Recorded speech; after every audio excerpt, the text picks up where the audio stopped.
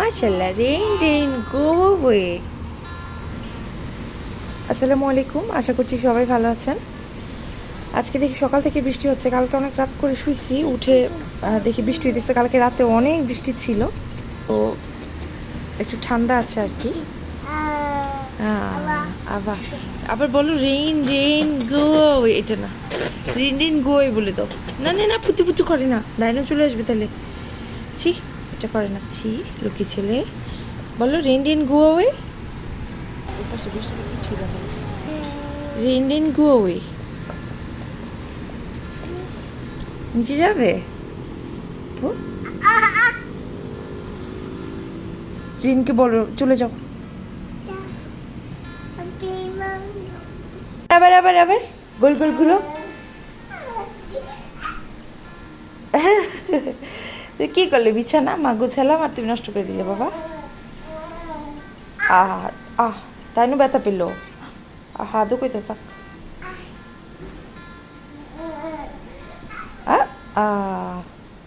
চলো আব্বা নিচে চলো, চলো। এই দুষ্টু ছেলে, এই দুষ্টু ছেলে, এই দুষ্টু ছেলে, এই দুষ্টু ছেলে, এই দুষ্টু ছেলে, এই দুষ্টু ছেলে। চলো চলো, হয়েছে হয়েছে হয়েছে, দুষ্টমি হয়েছে, চলো।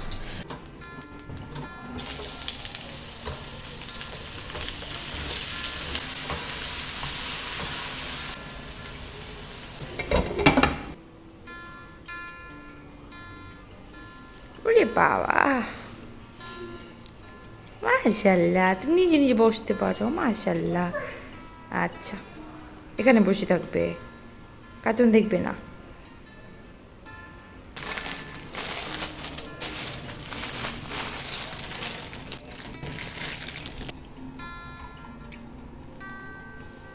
আমাদের খাওয়ার জন্য একটু পোলাও করেছি আজকে। অনেক দিন পর পোলাও করলাম। আমার ছেলের পোলাওটা অনেক পছন্দ।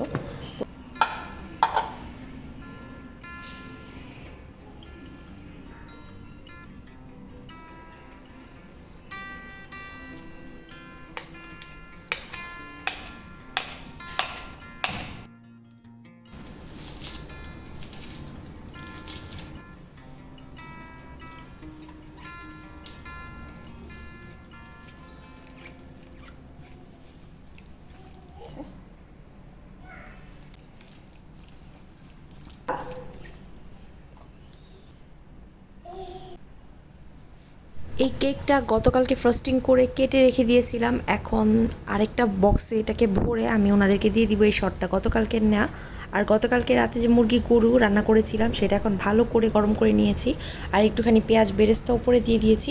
এগুলো এখন গরম গরমই বক্সের মধ্যে ভরে ফেলবো। সুন্দর করে সব কিছু বক্সে ভরে নিয়েছি। এই কন্টেনারগুলো নতুন কিনে নিয়ে আসছিলাম, তো এইগুলো ইউজ করছি সব।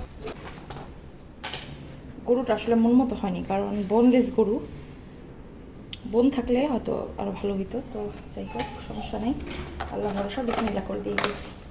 গোশত আইটেম দিছি কারণ বাচ্চারা খায় আর রেখে খেতে পারবে ভাবি।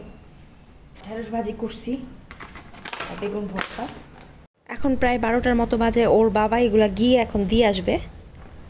কেক পুরোটাই দিতে চেয়েছিলাম, কিন্তু কেক হোল্ডার কোনো কন্টেনারই আমি মার্কেটে খুঁজে পাইনি, তো বক্সে ভরে এরকম করে কেটেই দিতে হলো। আর এক্সট্রা আরও 2 পিস আছে, সেই 2 পিস 2 নেবরকে দিব ভেবেছিলাম। এর মধ্যে ইন্ডিয়ান নেবর বাসায় নেই, তো আমাদের ইন্দোনেশিয়ান যে আন্টি আছে ওনাকে দিচ্ছি 1 পিস। বাবুর জন্য একটু ভাত নিচ্ছি, একটা আলু নিচ্ছি, একটু গরু নিচ্ছি, একটু মুরগি ছিঁড়ে নিচ্ছি, দেখি খায় কি না। আর ওর প্রিয় ঢেঁড়স ভাজি। এই যে সে ডাইনোসরের ডিম নিয়ে বসে আছে।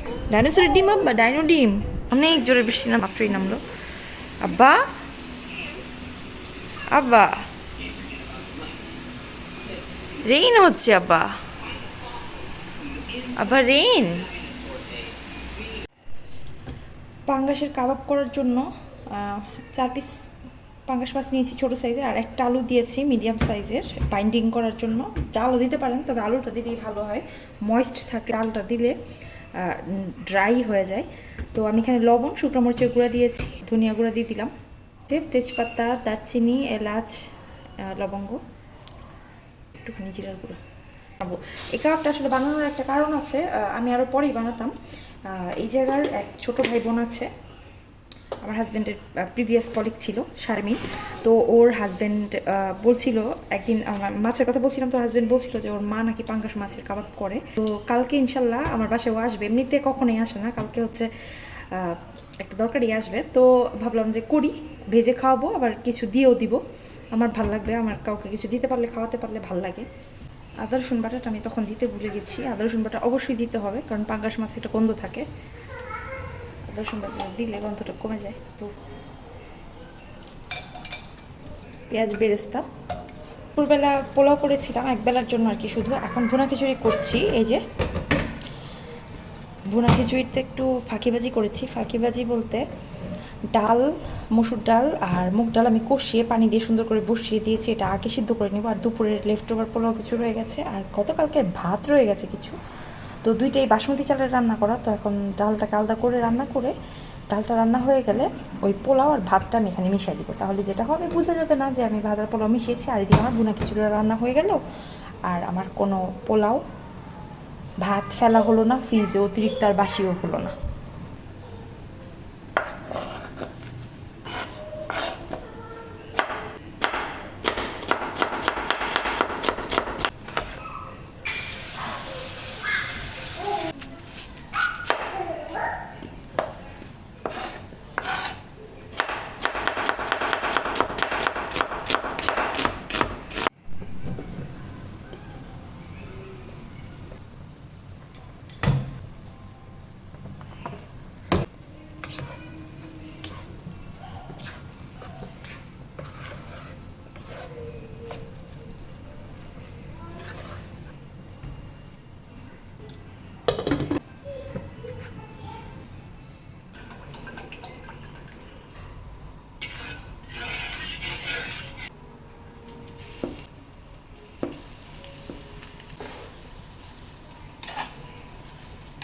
এটা সুন্দর করে বেছে ফেলবো, আর আস্ত মশলাগুলো ফেলে দিতে হবে।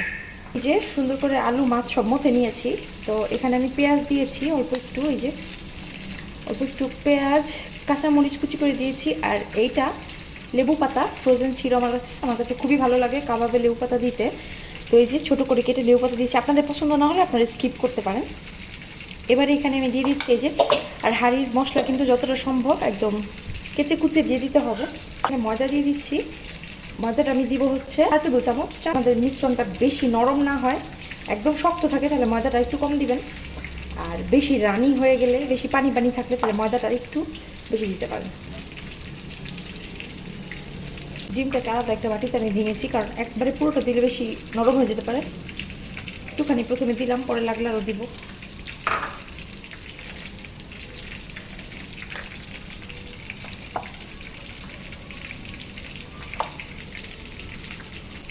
ঠিক আছে কনসিস্টেন্সি, পুরোটা ডিম লাগেনি, আমি প্রায় অর্ধেকটার মতো ডিম দিয়েছি। হাতে একটু তেল লাগিয়ে কাবাবের শেপ দিচ্ছি। এখন ডিপ ফ্রিজে রেখে দিব, তারপর ফ্রোজেন হলে জিপলক ব্যাগে ভরে তারপর রেখে দিব। কি করছো আব্বু?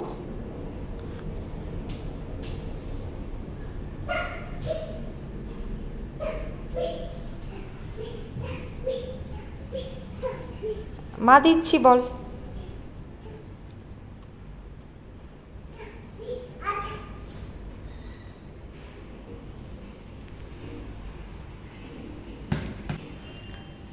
ওয়াও ওয়াও,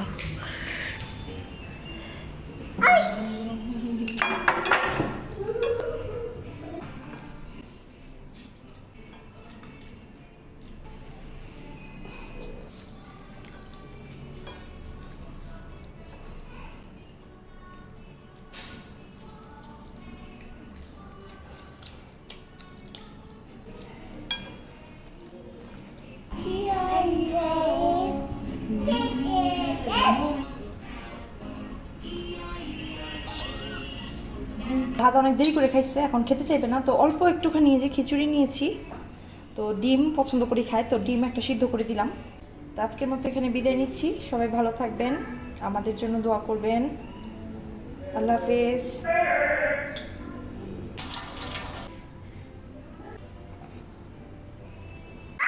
আচ্ছা ঠিক আছে